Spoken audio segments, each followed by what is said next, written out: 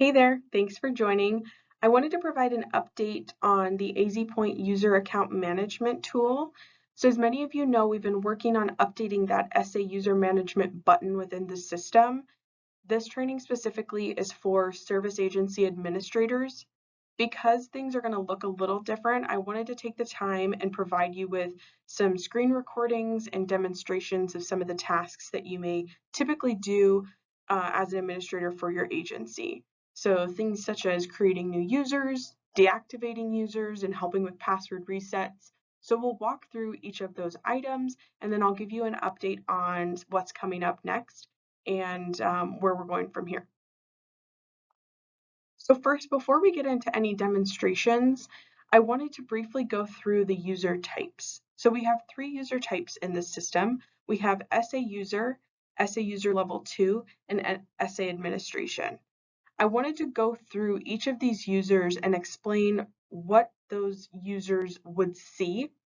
So first we have SA user, which is going to be your basic kind of general user. They would only see the Find a Case button at the top of their screen when they log in. That means they have to have either the full case number or the defendant's first and last name and issuing court. If you assign someone as an SA user level 2, they would have the Find a Case button and search cases. So remember that Find a Case is very general. You have to have the case number, the defendant's name, and issuing court. That search cases is what we've referred to previously as advanced search. So it's much more flexible. You can do partial searches. You can search by defendant or plaintiff name, or maybe the issuing court, service status. It just opens up a lot more opportunities for you to be flexible in your searches if you don't have that case number in front of you. So keep in mind, SA user, they're only going to see Find a Case, that basic general search. SA user level 2 should see Find a Case in case they need a quick search, and that search cases in case they need more advanced search capabilities. As an SA administrator, you should have access to Find a Case, search cases, and the SA user management button. So you should have that fast, quick, basic search where you've got the case number, you can plug it in and it'll return the case. You've got that more advanced search feature, and you also have the SA user management button, which is going to open up this SA user management tool. As I mentioned previously, this training is specifically focused on the SA administration role and that SA user management functionality. If you are interested in learning more about an in-depth how to search via Find a Case or search cases, I encourage you to click this YouTube link here and review the training that we posted over the summer when we completed our last round of updates. So click the YouTube link if you want that more in-depth training on actually searching the system. This training itself is just going to be focused on SA administration role and how to use the SA user management tool. So keep in mind, as an SA administrator, when you log into the AZPOINT system, you should see Find a Case, search cases, and the SA user management button at the top of your screen. As an SA administrator, you can view all the users within your agency, create new users, and assign their roles accordingly. SA administrative users are also allowed to edit and add administrators for your agency, which is very important. I personally recommend having at least 2 administrators per agency. You can also edit a user. So if their name or email address changes, you can update their profile information. You can deactivate and reactivate users. So if someone leaves the agency, you can deactivate them. If they come back, reactivate them using their same credentials instead of having to make a whole new profile. Additionally, if someone is suspended, you could deactivate them and reactivate them, at that time. You also can help with technical assistance for the users within your agency. You can actually send or push the password reset message to them from this tool, and you can just change their password for them if they're locked out completely, or maybe that password reset message isn't going through, it's being blocked somewhere. You can set their password for them, let them get into the system, and then I would recommend having them reset their own password at that time. SA administrators also have the ability to delete any declaration of service that was entered by them or someone within their agency.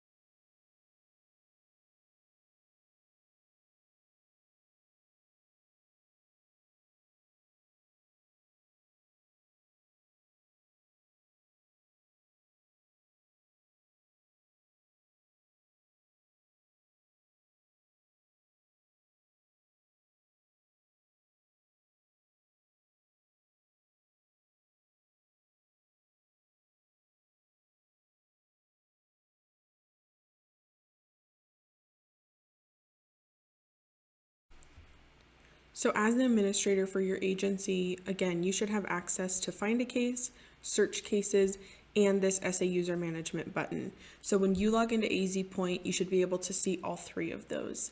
Before we get into any of the tasks that I wanted to demonstrate for you, I wanted to just show you kind of the landing page, if you will, of this SA user management button and give a brief explanation of where everything is.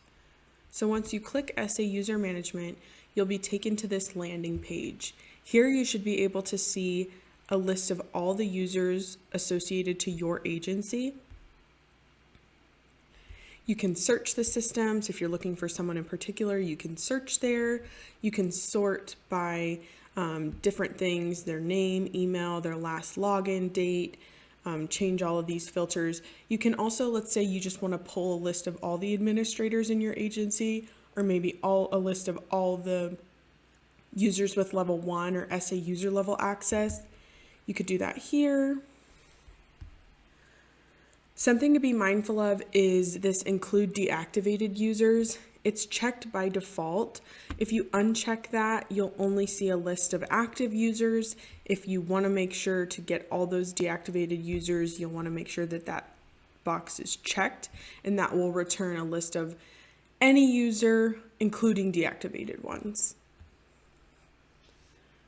We'll get into this more in depth in a few slides here, but you can toggle this down to expand the user profile, and you can see their information. So you can see their name, username, which is their email address, their role or their user type, if you entered a badge number, email, what agency, and then their last login date.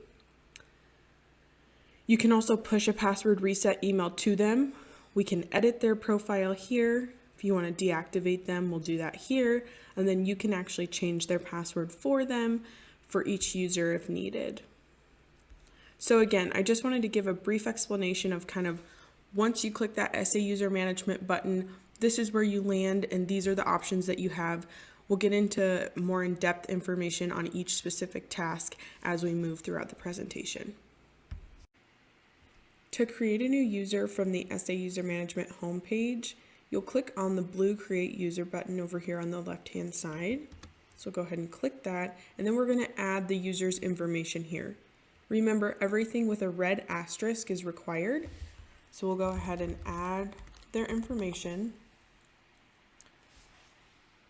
For user type, again, we have those options of SA user level 2, or SA administration.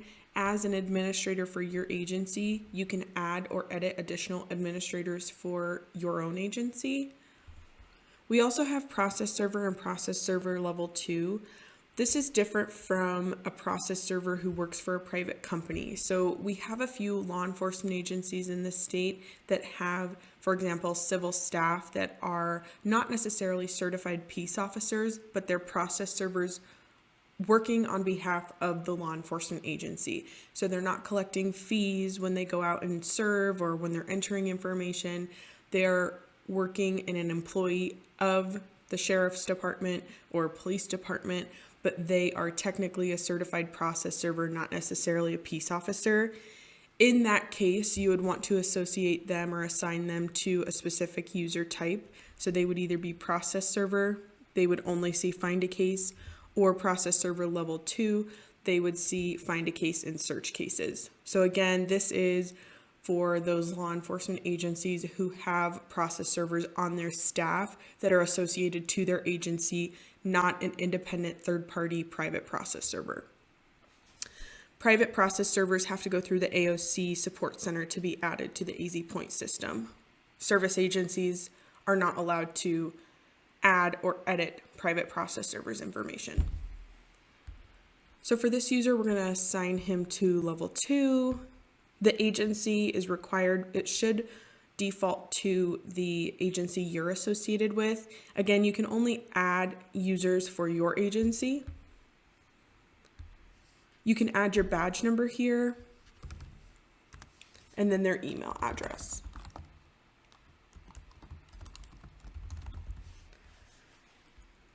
A couple things before we move on. The badge number field has been added. So if you add their badge number, this will populate in different places in the system. So for example, if we create this profile and John Doe goes to enter a declaration of service, in the field on the DOS screen where it says badge number, his badge number would auto-populate. So we're trying to make the system smarter by inputting more information so that it's less information to type or enter on the user when they're entering service attempts or declaration of service or so on. Additionally, I'll demonstrate here, if you have a user that already has an email in the system, it won't let you create it. So we'll try that here. You'll notice I just switched my email address to something that I know already exists. When I clicked that create user button, you can see here that it's saying I couldn't create this user because their username already exists. So we'll add a different one. Now we should get that success message. From here, you can either create another user or return back to your home screen. To edit a user's profile, you will find the profile that you want. So in this example, I only have 3 users associated to my agency, so it's fairly simple to find, right? But let's say you're a larger agency and you have thousands of employees. We'll go ahead and search to pull back the specific user that we want to edit. When you find the user that you want to edit, you'll click on this caret here to expand the menu. You can also do it without expanding that, so I'll demonstrate that here. If it's not expanded, but this is the user that we want to edit, you can click on this pencil here and it'll take you to the same place. So you can edit their information. Let's say their email address changed, or maybe their last name changed. If you want to change or adjust their user type, so their role within the system, you can do that here as well. Again, as an administrator, you can also add administrators or edit them. So let's say we want to make John Smith an administrator now. You can't edit the agency because obviously you can only edit users associated with your agency. And then if you need to update their badge number. So you have the ability to update all this information. Once we're done, we can click save and you'll be able to see that this user's profile was updated. So you can tell his last name was changed here and the email address was changed and his user type was changed as well. Now to deactivate a user, we'll go to that same profile. Again, you can use the search bar here to pull back more quickly if you have a lot of users. We're going to deactivate John Smith. To deactivate him, you can click on it directly from here, this little shortcut. Are you sure you want to deactivate this profile? We'll click yes.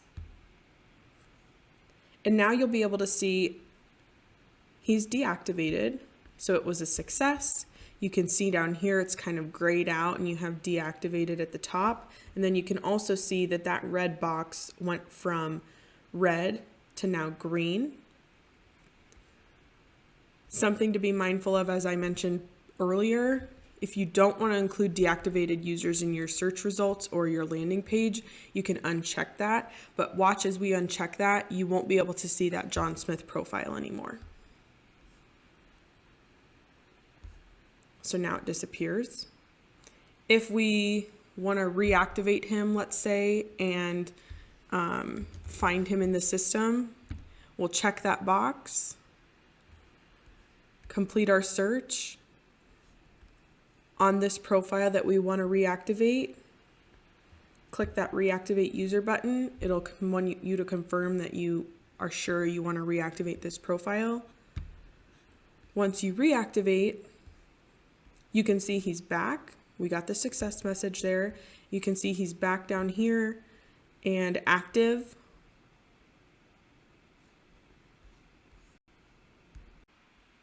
Let's say you have a user that's having trouble getting logged into the system and they need help with their password.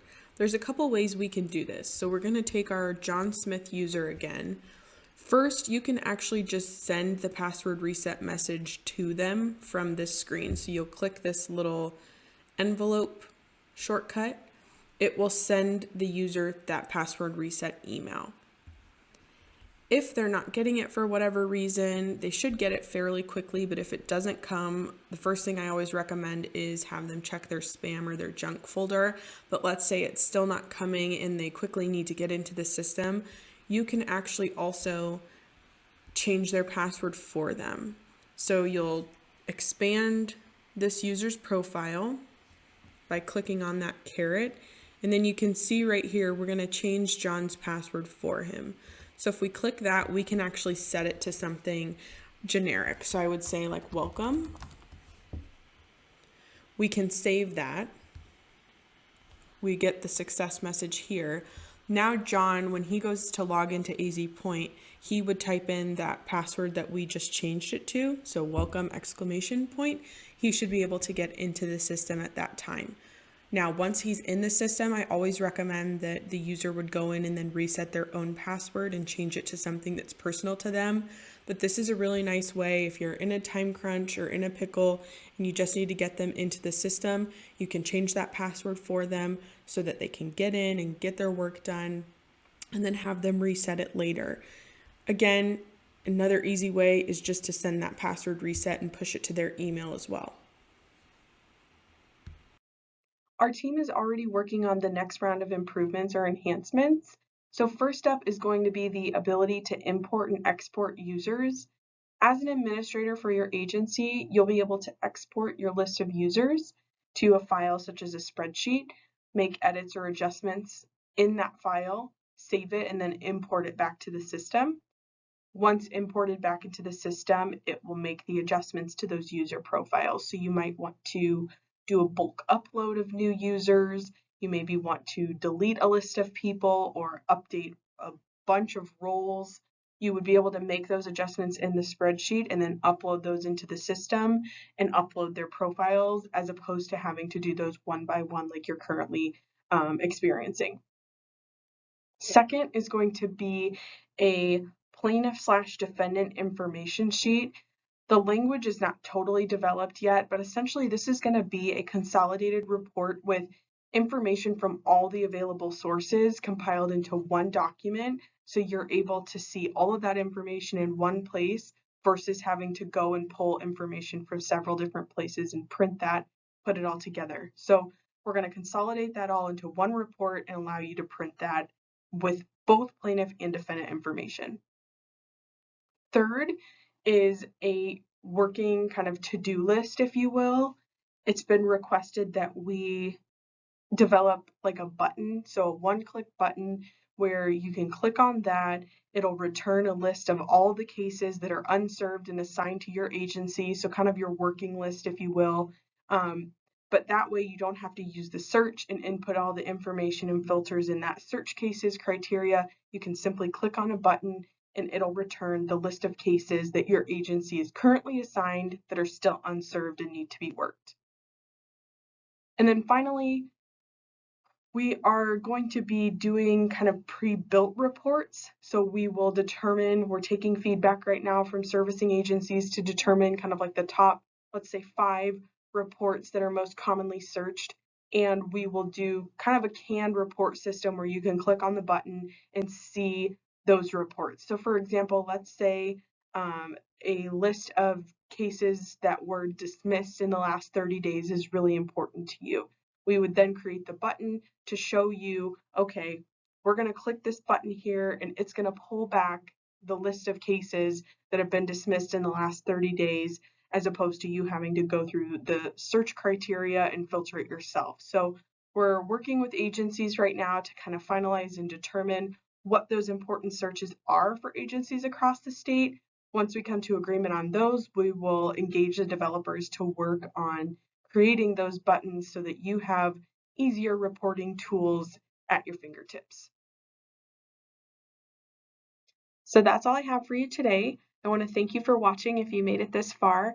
And as always, thank you for all that you guys do.